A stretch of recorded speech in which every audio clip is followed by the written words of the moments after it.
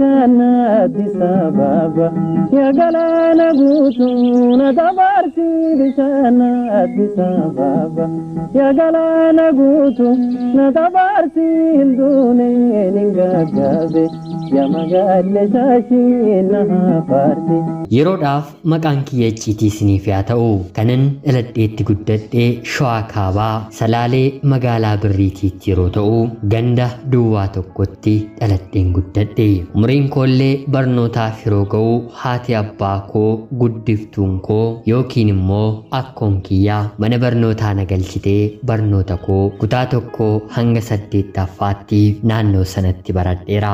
Haa ta'uutii yeroon barnoota koo kutaa 5ffaa ga'u dargaggoonni garaagaraa gaaffii jaalalaa naaf dhiyeessuun bahaa fi galma koo na dhorkuu jalqabanii. Kanarraan barataan kutaa 11ffaa baratu yeroodhanii kutaa 7ffaa baradhu gaaffii jaalalaa naaf dhiyeessee dargaggoota kaan gaaffii jaalalaa naaf dhiyeessanirraa adda ta'e waan natti mul'ateef tole jedheen turtii baatii 5 booda gaaffii jaalalaa isaa fudhadhe. Maatiinsaa maatii kiyya waliin walitti dhufeenya qabu. Amalli isaallee baay'ee kan namatti toludha. Amantaa kiristaanaa nuti hordofnuunis nama kana hin jedhamne. Anis nafummaa dhaabbii qaama isaarraan alatti simboon bareedina isaa kanaa tarii jireenya koo boriitiif hinnaaf ta'a jedhee waan hin filadheef michuu jaalalaa koon godhadhe.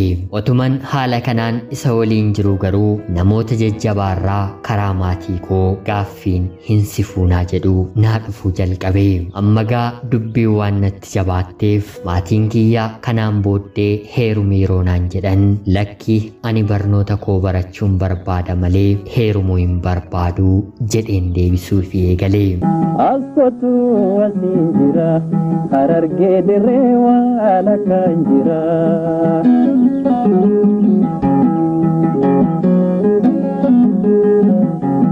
Deemsa keessa garuu akkan dhugumatti jaalallee qabu dhagahanii. Erga kanaas yaa mucaa keenyaa waan atiif waraqataa jaarsi kabajaan fidee ofirraa deebistee dhageenyeeti jirraa karaan ati deemaa jirtu sirrii miti deebi'ii booddee ni gaabbitaa jechuun na gaafatu. Anis lakki yaa maatii koo wanti dhageessani kuni oduma namaati malee qabatamaa miti jedheen isaan sobuu na yaale. Haa ta'utii garuu isaan dursanii qoratanii riyaan kiyya eenyu akka ta'e adda baafatanii beekaniiru. Beekanis beekuu baatanis jaalallee qabachuun yookiin immoo nama bor waliin maatii ijaarratan fedhii ofiitiin murteeffachuun kan abbaa ofii waan ta'eef yaadaa fi gorsa maatii kiyyaa hin dhageenye.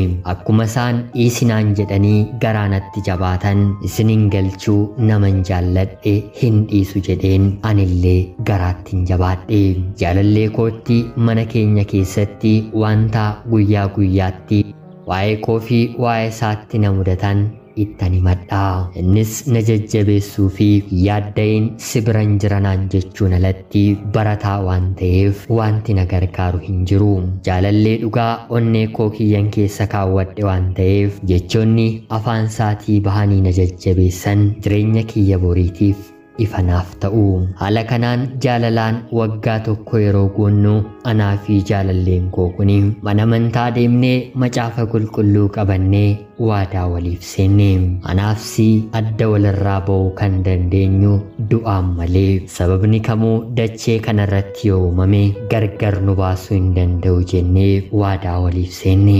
Haala kanaan waadaa keenya qabannee inni barnoota isaa gara yuunivarsiitiitti yeroo deemu anis barnoota kiyyaa utuma maatii koo waliin walin rakkisuu ittan fufee. Barnoota isaas kan waggaa tokkoffaa xumuree ganna gara biyyaatti yeroo dhufu maatiin kiyyaa isa waliin wal argitinaan jechuun gara magaalaa biraatti na erganii. Jaalallee kootiin illee deemuu kiyya yeroon itti himu boo'icha imimmaaniin maal goonaree silaanoo boqonnaadhaaf kan hin dhufe ija kee yeroo hundaa arguu fi gaafa rabbi guyyaa gaarii nuuf qopheesse yeroo waliif qabaannaa jechuun na gaggeesse. Baatii lamaaf bakka biraa argan ture booda otoo inni gara yuunivarsiitiitti ni maliin deebi'een ijaan wal argine. Yeroo kanatti jaalalleen koo kuni qubeelaa naa fiduun inumaa sarpiraayis na godhee deeme. Askotu wasiin jira harargee dirree waan akkaan jira.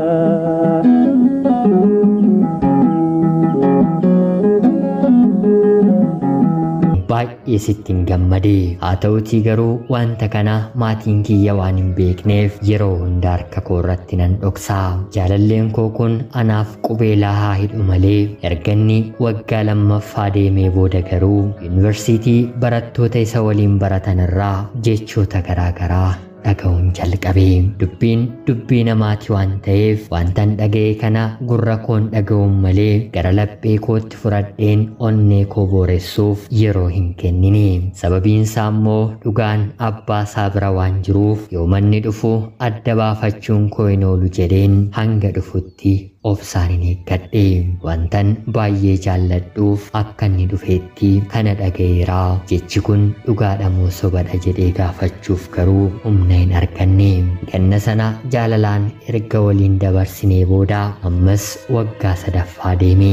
Dubbiin waa'ee isaan dhaga'u ammas hammaachaa waan dhufeef yeroo inni eebbifamee gara biyyaatti deebi'u torbanoota muraasaaf haala isaa ilaaluun jalqabe. Akka duraa naaf ta'u yeroo dhiisutti qubeelaa naaf fide of harkaa baaseen hodhuu jaalalli kuni hanga dhumaatti wanta dhaabbatu hin fakkaatun jedheeni. Innis maal taatee maal dhageessee jechuun yeroo na gaafatu wantan dhaga'ee fi hiriyoonni isaa natti himanii tokko lamaan ittiin hime. Haa ta'utii garuu inni deebii naaf deebise sobaniitudha. Jaalala anaaf sii gidduu jirutti nutti inaafaniitu jechuun na sossobee. Ammagaa eebbifamee waan jiruuf maatiin koollee sababa isaatti waan na jibbaniif jaalallee koo kana waliin mana tokko keessa jiraachuu waan hin barbaaduuf bilbileen daa'imni gadameessa koo keessatti akka hafte nitti hime. Yeroo kanatti deebii jaalalleen koo naaf deebise deebii abdii na kutachiisuu fi abbaa daa'imaa tokko irraa hin eegamne natti ta'e. Innis qarshii siifin kennaa daa'ima kana deemii baasii jedhee jaalala waggaa hanga kanaatti bishaan na jalaa naqe. Anis inni duriiyyuu durii inni amma ammoo adda waan naaf ta'eef jaalallee koo kana nagaattisa jedheen dogongoran otoon dhiisi jedhamuu jireenya koo keessatti uumeef haadha abbaa koo yookiin immoo akkoo koo dhiifama gaafadheen isheenillee garaa waan natti hin jabaanneef dhiifama naaf gootee barnoota koo barachuutti hin fufe. Haatii fi abbaan koo garuu ati nama maqaa nu balleessedha jechuun ilmummaa isaanii irraa kakatanii addana qoodanii. Barnoonni kiyya kutaa 10 illee abdiin naaf ta'a jedheen otoon eeguu innillee na jalaa hafee rakkoo irratti rakkina natti ta'e.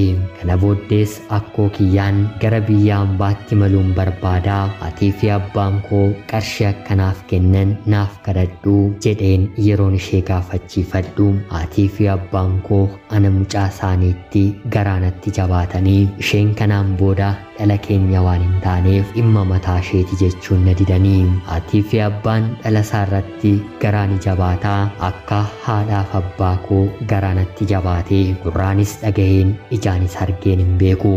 Akkootu asii jira harargee dirree waan akkaan jira.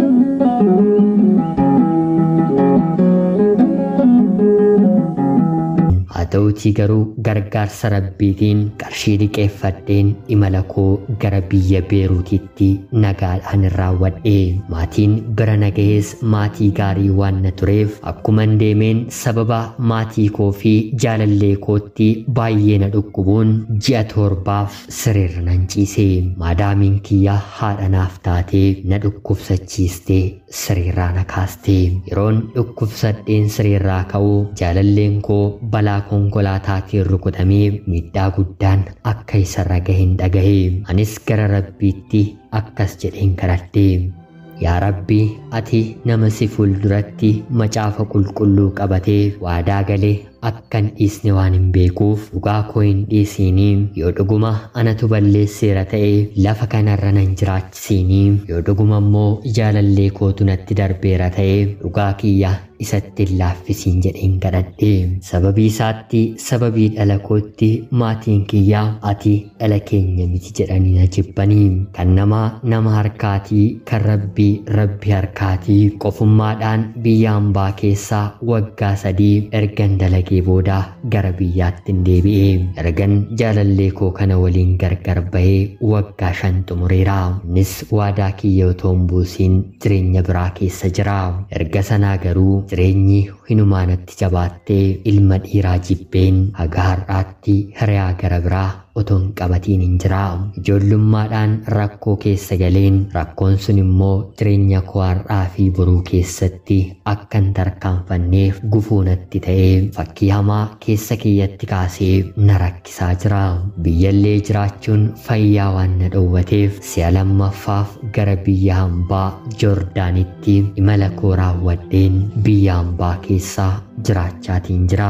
Dogongora kiyyaaf dhiifama naaf godhaa jechaa mee bor immoo maal akkan godhu jireenya kootiif yaada akkanaaf qooddan obboloota kiyya seenaa kiyya dhageessaniin kabajaan isiniin gaafadha. Ana obboleettii keessan biyya hambaa Joordaan irraa faadhaa nagaatti galatoomaa.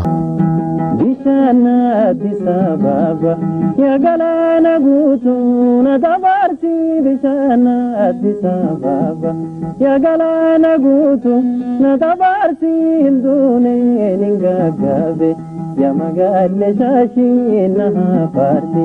Yooyyaa shamaa akkam jirtu kabajamtoota hordoftoota qophii Oromiyaa 24. Nagaaf jaalallee tokkummaan bakka jirtan hundaatti hunda keessaniif yaa ta'u jecha guyyaa har'aallee seenaa obboleettiin keenya nuuf ergite isiniif dubbiseen hin ka'a. Akkasin irraa barattaniif hubannoo cimaa ta'e tokko irraa argattan homaa shakkii tokko illee hin qabu. Obboleettii keenya ergaa kee kana nuuf qooduu keetiif guddaa galatoomisiin jecha kabajamtoota hordoftoonni qophii Oromiyaa 24 illee yaada jajjabinaa obboleettii keenyaaf ni ta'a jettanii yaaddan komentii jalatti akka qooddanii fi kabajaan isiniin gaafadha. Qophiin sa'aatii kanaaf isiniif qabadheen daaddellee kanuma fakkaatti. Hagayoonaatti yeroo keessan naaf kennitanii na dhaggeeffachaa kan turtaniitiif guddaa galatoomaa isiniin jecha laayikii fi sheer gochuun illee akkana jajjabeessitan kabajaan isiniin gaafadha. Akkanumallee namoonni chaanalii keenyaaf haaraa taatan anaa dhufu kun Oromiyaa 24 guyyaa guyyaatiin xalayaa jaalalaa fi seenaa jireenyaa nama barsiisuu bashannansiisuu danda'u isiniif qabattee waan dhiyaattuuf isinillee subscribe gochuun maatii keenya erga taatanii booda xalayaa jaalalaa yookiin seenaa jireenyaa nama barsiisuu bashannansiisuu danda'u yoo qabaattan karaa telegiraamii karaa lakkoofsa bilbilaa kiyyaa duwwaa 937386564 naaf erguun irratti hirmaachuu ni dandeessu. Qopheessuuf qindeessuun isin waliin kanan ture ani gammachiista shoomeeti. Qophii gara biraatiin galgala hanga walitti deebinutti bakka jirtan maraan turtii gaarii isiniif nawwaa yeroo gaarii. Bishana Addis Ababa ya galana guutuuna dabarsi. Bishana Addis Ababa ya galana guutuuna dabarsi. Hinduuneen hin gaggaabe ya magaalee shaashii.